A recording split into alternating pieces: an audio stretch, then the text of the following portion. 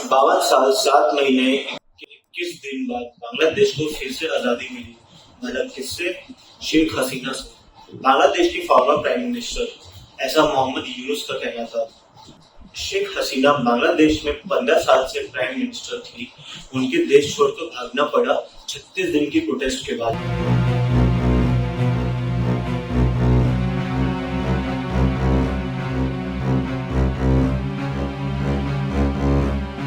तो ये कहानी चालू होती है 7 जून 2024 से। बांग्लादेश हाई कोर्ट ने जॉब कोटा रिजर्वेशन को फिर से इंट्रोड्यूस किया। ये रिजर्वेशन के according 30% civil post freedom fighter के बच्चे और उनके भी पोता पोतियों को देंगे। ये ग्राफ में देख सकते हैं कैसे सिर्फ 10% बैकवर्ड क्लास और 10% वुमेन के लिए है, 5% माइनॉरिटीज के लिए है और 1% फिजिकली चैलेंज के लिए है। मतलब मेरिट की बेसिस में सिर्फ 44% ही सीट्स मिलेंगी। और यहाँ से स्टूडेंट्स का पीसफुल प्रोटेस्ट चालू हुआ। मगर आप सोच रहे होंगे शेख हसीना और सुप्रीम कोर्ट के ऑर्डर का क्या लेना देना है, ये समझ आएगा आगे। 6 जून शेख हसीना ने ये प्रोटेस्ट को एक वेस्ट ऑफ टाइम बोल के खारिज कर दिया। 7 से 30 जून तक धीरे धीरे ये प्रोटेस्ट पूरे कंट्री में फैलना शुरू हुआ।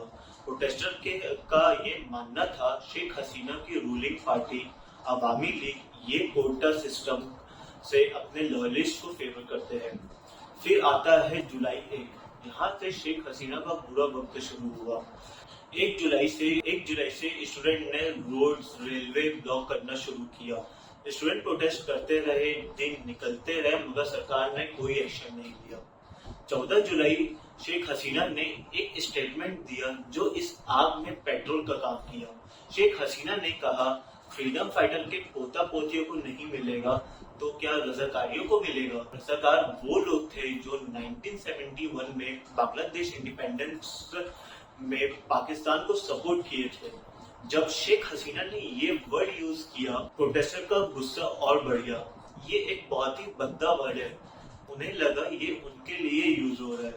16 जुलाई को पूरे देश में स्कूल और कॉलेज बंद कर दिए गए। स्टूडेंट प्रोटेस्ट का ये स्टेटमेंट सुनकर और गुस्सा भड़क गया।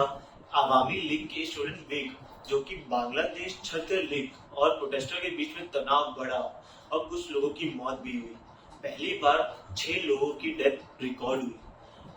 ये सिचुएशन शेख हसीना के हाथ से निकलते जा रही थी। एक पीसफुल प्रोटेस्ट को टीयर गैस गन से चुप करना शेख हसीना की बहुत बड़ी गलती थी। प्रोटेस्टर ने नेशन वाइड शटडाउन अनाउंस किया।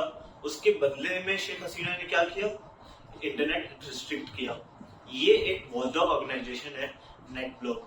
उनकी ट्विटर में पोस्ट देखिए आप। शेख हसीना ने इंटरनेट शटडाउन किया जिससे कोई भी डेथ इंटरनेशनल मीडिया तक ना जाए। जुलाई 18 हो गया। स्टूडेंट प्रोटेस्टर ने और प्राइम मिनिस्टर का इस्तीफा मांगा। आप मानोगे नहीं, उसके बाद शेख हसीना ने क्या किया? शूट ऑन साइट का ऑर्डर दिया। रैपिड एक्शन बटालियन हेलीकॉप्टर से शूट कर रहे थे।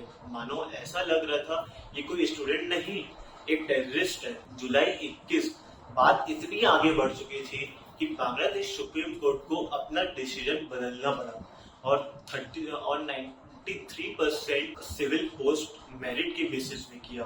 अब आप सोच रहे होंगे स्टूडेंट्स की डिमांड तो पूरी हो गई, प्रोटेस्ट बंद होना चाहिए, मगर ऐसा नहीं हुआ। जुलाई 23 हसीना शेख की सरकार ने न्यू कोटा सिस्टम का ऑर्डर रिलीज किया, बट प्रोटेस्टर ने उसको भी रिजेक्ट कर दिया। उसी दौरान शेख हसीना ने अपनी तानाशाही कुछ कम भी करी। जुलाई 25 प्रोटेस्टर ने अपनी डिमांड रिन्यू की। लीडर को रिलीज किया जाए, कर्फ्यू हटाया जाए, यूनिवर्सिटी फिर से चालू किया जाए और शेख हसीना को माफी भी मांगनी पड़ेगी। इसमें ये इजीली पूरी की जा सकती थी प्रोटेस्ट को रुकवाने के लिए, बट एक्सेप्ट नहीं की गई। जुलाई 27 शेख हसीना की बर्बरता चरम सीमा में थी। आर्मी ने मेजर क्रैकडाउन किया जिसमें 10,000 से ज्यादा प्रोटेस्टर अरेस्ट हुए और लगभग 300 लोगों की मौत हुई कुछ हाल फिलहाल हफ्तों में ही। ये एक रिकॉर्डेड नंबर है, इससे कहीं ज्यादा डेथ मानी जा रही है। जुलाई 29 प्रोटेस्ट फिर से चालू हुआ।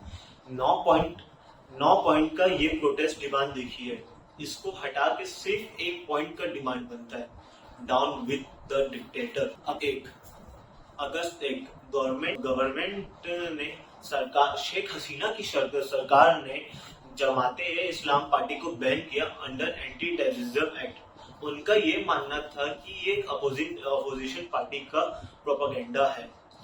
जो अगस्त 4 स्टूडेंट मार्च अनाउंस करते स्टूडेंट ने मार्च अनाउंस किया, जो कि ढाका की तरफ जाने का इरादा था। शेख हसीना को रिजाइन करना पड़ेगा। अब ये प्रोटेस्ट फाइनल स्टेज में था।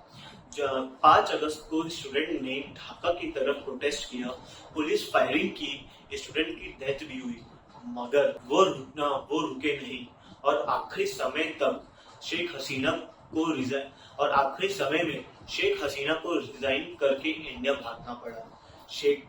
हसीना को सिर्फ 45 मिनट्स मिले अपना सामान पैक करने के लिए। हसीना को लास्ट वीडियो भी अपने देशवासियों को रिकॉर्ड करना था, मगर उसके लिए भी टाइम नहीं था। शेख उनके घर में उसके लिए भी टाइम नहीं था। प्रोटेस्टर उनके घर में फर्नीचर चोरी करना और उनके प्राइवेट सामान तक को ही नहीं छोड़ा। Bangladesh army interim government announce करे। 6 अगस्त बांग्लादेश स्टूडेंट प्रोटेस्ट कोऑर्डिनेटर ने न्यू इंटरिम गवर्नमेंट बनाया, जिसको लीड करेंगे यूएस नोबल मोहम्मद यूनुस। अब आप सोच रहे होंगे, एक स्टूडेंट प्रोटेस्ट बांग्लादेश पीएम को रिजाइन करने में मजबूर कैसे कर दिया, है ना। बेशक डिक्टेटरशिप का यही अंजाम होना चाहिए। ऐसा नहीं है कि इंडिया या यूनाइटेड स्टेट्स में स्टूडेंट प्रोटेस्ट नहीं होते, फिर भी किसी भी प्राइम मिनिस्टर को देश छोड़कर भागना नहीं पड़ा। फिर कुछ दिनों बाद शेख हसीना का ये स्टेटमेंट आया और मुझे सोचने में मजबूर कर दिया। Saint Martin's island